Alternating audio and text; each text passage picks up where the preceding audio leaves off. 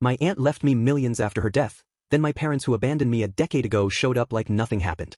I was 28 when Aunt Margaret died. She was my dad's older sister, never married, no kids, lived alone in a big colonial house in upstate New York. I hadn't seen her in person since I was maybe 15, but she kept in touch. Birthday cards, occasional phone calls, sometimes a check with a note that said, "Don't waste it." I didn't. I wasn't raised to waste anything.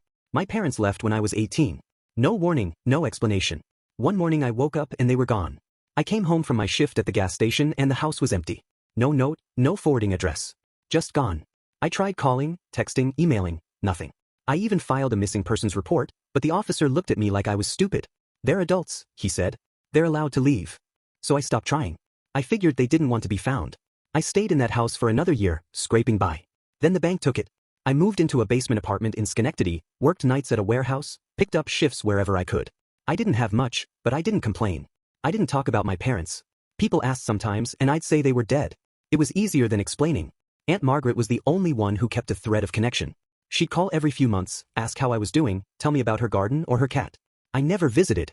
I always said I was too busy, which was true, but also I didn't want to see her house and be reminded of everything I didn't have.